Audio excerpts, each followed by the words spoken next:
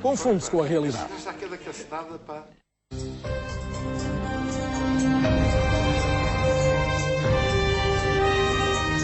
A iniciar a terceira parte do Prós e Contras, um pequeno apontamento de reportagem. Mais ou menos há uns 3 anos, um dia, no Chiado, um senhor abordou-me na rua e fez-me um pedido. Minha senhora, quando fizer um programa sobre a monarquia, deixe-me mostrar a última bandeira monárquica portuguesa. E eu lembrei-me de si, senhor Dr. Manuel Mesquitela. Cá está o Dr. Manuel Mesquitela, traz aqui a bandeira muito enroladinha, vou-lhe pedir para se levantar, e já agora que nos conte a história da última bandeira monárquica portuguesa que foi hasteada em Portugal. Que foi hasteada em Portugal e que está, é de linho, estou a ver agora, é de linho, e que está aqui nas suas mãos em muito bom estado de conservação. Portanto, vamos abri-la, cá está ela. Conte lá a história desta bandeira, rapidamente. Esta bandeira, portanto, tem a seguinte história. O meu avô, que era o Conde Mesquitela, quando foi no dia 5 de outubro de 1910... Portanto, na partida do Dom Manuel II e da Rainha Dona Amélia... Para a Inglaterra... no iate Amélia, o meu avô... Espera aí, aqui, assim... O meu avô dirigiu-se, portanto, à Rainha Dona Amélia e disse... O seu avô era o Visconde... Era o Conde Mesquitela. Conde Mesquitela, e era conselheiro do rei, não era? Era conselheiro do rei Dom Carlos. E quando isso aconteceu, o meu avô dirigiu-se à Rainha Dona Amélia e disse-lhe: Vossa Majestade, dá-me licença que leve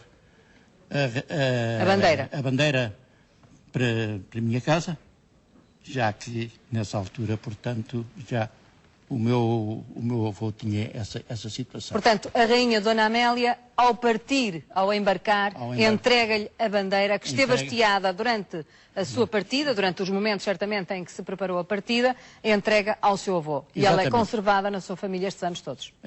Principalmente aí. Era do meu avô passou para o meu pai, do meu pai passou para mim. De modo que, portanto, esta bandeira até diz aqui uma coisa que é muito importante. Salva-vidas. O que é que isto quer dizer? Isto quer dizer, portanto, que esta bandeira estava hasteada, portanto, no salva-vidas do iate Amélia. Muito bem, cá está. Alguma vez tentou entregá-la a alguma instituição? Não. Eu quero ficar com ela, portanto, como recordação de toda a família. Mas algum dia, já me disse que a família fica por aqui e que não tem filhos, algum dia vai ter que fazer alguma coisa a esta bandeira. Nessa altura, portanto, olha, paciência. Talvez ali o Dr. Paulo Teixeira Pinto queira ficar com ela ou a causa real de alguma maneira. Muito bem. Nunca se sabe. Sr. Manuel Mesquitela, vou deixar aqui a sua bandeira, que é de linho. Muito obrigada por ter estado esta noite connosco. Nada. E está selado o nosso compromisso, que tivemos há 3 anos, mostrar a bandeira, aqui está. Agora, queria perguntar aqui vou aqui a este lado, ao professor Armando Luís Carvalho Homem é outro. Amadeu Carvalho Homem, se não se importa, pega no microfone. Com certeza. O que é que se pode definir hoje como monárquico e republicano enquanto valor? Já aqui ouvimos falar nas emoções, na família, já aqui ouvimos falar do sufrágio universal, já aqui ouvimos falar, como disse há pouco o Daniel Oliveira, que os portugueses têm, ou nós, cidadãos, temos o direito de escolher quem queremos para nos governar, ou mesmo que para um papel de mais regulador, como será o papel do chefe de Estado ou do rei. O que é que diferencia os dois regimes hoje? Bem, eu diria que para responder a uma pergunta dessas, nós teremos necessariamente que fazer uma pequena incursão, ou se quisermos até uma incursão de grande amplitude ao fenómeno histórico. E a primeira questão que deveremos perguntar é como é que, desde a alvorada dos tempos até aos nossos dias, como é que o exercício do poder político, como é que foi legitimado. E verificamos que, grosso modo, ao longo dos tempos, houve 3 formas típicas de fundamentação e de legitimação do poder ou dos poderes de Estado. A primeira forma foi o constrangimento, foi a violência pura e simples, quer dizer, se recuarmos extremamente no tempo e se formos situar-nos junto das hordas primitivas, nós vemos que o chefe da horda é efetivamente o mais forte, o mais violento, aquele que pode unificar essa comunidade por força de um constrangimento. Mais. Depois damos o passo em frente e verificamos que, justamente no período das monarquias absolutistas, o tipo de fundamentação que decorre da monarquia absolutista é a fundamentação genealógica e sacralizante. O poder está contido em quê? Está contido numa estrutura de família, numa estrutura familista, familiar, por um lado, portanto, está contido dentro dos varais de uma determinada genealogia e, por outro lado, está também justificado por uma determinada sacralidade, porque o rei como que emerge do interior de uma aura absolutamente sacral. E por isso é que, se por acaso verificarmos, enfim, os códices antigos, nós verificamos que neles se diz qualquer coisa como isto: Dom Afonso II, rei de Portugal, pela graça divina, pela graça de Deus. Bom, e efetivamente, quando chegamos à altura da emergência dos liberalismos, ou seja, também o período em que se afirma o terceiro Estado, nós vemos então emergir a última forma de legitimação do poder, que, com todo o respeito que eu realmente posso ter e tenho pelos depoentes monárquicos, tem de ser dito que é intrinsecamente republicano.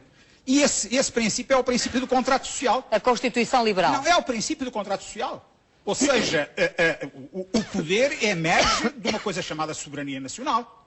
E a soberania nacional não se contém nem nos limites de uma família, nem nos limites de uma qualquer sacralidade ou religião, mas resulta do consenso nacional, que naturalmente tem de ser efetivado através de um exercício de votação ou de sufrágio universal. Já agora, permita-me que eu corrija, enfim, naturalmente, com toda a alhaneza, corrija uma coisa que aqui foi dita. É que foi aqui dito que, enfim, o vintismo como que prefigurava um sufrágio universal. Não é verdade, ou não é de todo verdade. Basta nós termos não podemos agora entrar nos meandros da história. Luís Coimbra, precise-me melhor hoje, século XXI, o que é que diferencia a monarquia da República, e poderia eventualmente até diferenciar em Portugal. O que é que poderia marcar a diferença? Bem, então eu, partindo do presente e olhando para o futuro, a situação presente hoje, eu posso dizer, do meu ponto de vista, que entre os Estados Unidos da América, com esta eleição, em que ganhará o candidato que tiver mais votos da Coca-Cola, por mais pobre que ele tenha nascido ou não, se não tiver o apoio financeiro da Coca-Cola e da Bank e das Martha Stewart, não vai a lado nenhum, por mais pobre que tenha nascido ou rico. De qualquer modo, o Canadá, nenhum canadiano nasce com o sonho de ser Presidente da República, pela simples razão que o Canadá é uma monarquia. A democracia japonesa é, no Extremo Oriente, que eu saiba, a situação económico-social mais desenvolvida. Tirando também, sem esquecer, que há mais justiça social. Há menos inequidades sociais no Canadá do que nos Estados Unidos. E depois, se viermos para a Europa, tudo isto são coincidências a mais. Os mais evoluídos são monarquias. Nós, em Portugal, referi-se em 1910, ainda não havia penicilina, portanto morria-se nas nossas aldeias com tanta tuberculose como em França ou em Inglaterra ou na Suécia, e portanto o nosso atraso. Hoje estamos em 26º ou 27º, segundo as últimas sondagens estávamos em 6º.